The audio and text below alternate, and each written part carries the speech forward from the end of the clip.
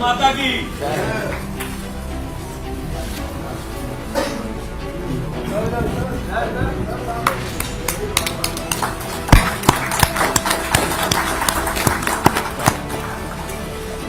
मेरे साथ आए हुए जितने भी दोस्त और बुजुर्गगण हैं, सभी को प्रणाम।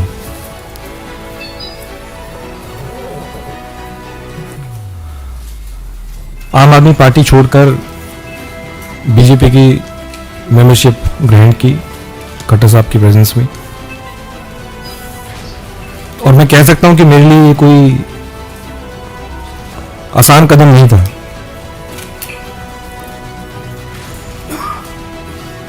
अन्ना जी के दिन से हम पार्टी से जुड़े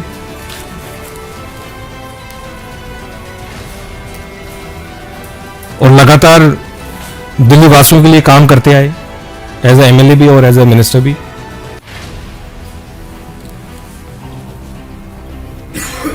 और सही पूछे तो कुछ लोग सोचते होंगे कि ये ओवरनाइट कुछ डिसीजन हो गया या किसी के दबाव में मैंने निर्णय लिया।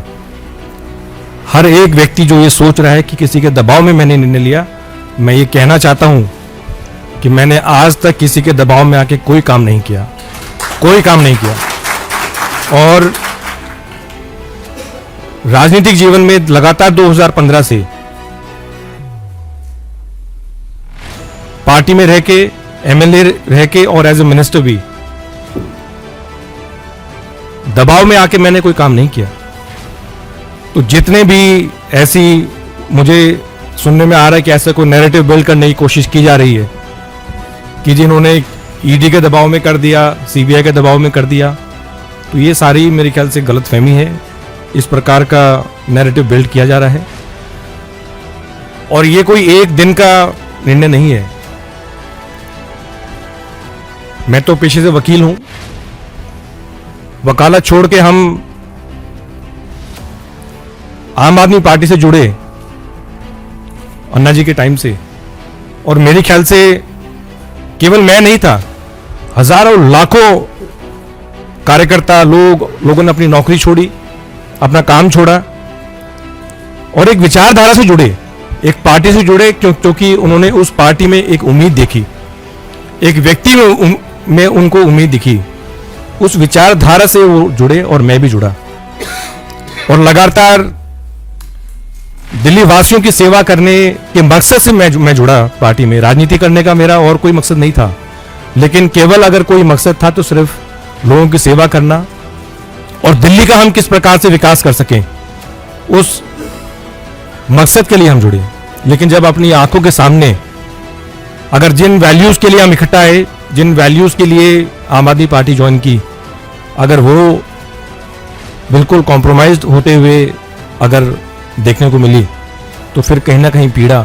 और ये मेरे शब्द हो सकते हैं, लेकिन मैं गारंटी के साथ कहता हूं कि इन शब्दों के पीछे वो लाखों हजारों कार्यकर्ताओं की आवाज है, वो भावना है कि जिस मकसद के लिए वो जुड़े थे वो आज उनको नजर नहीं आ रहा।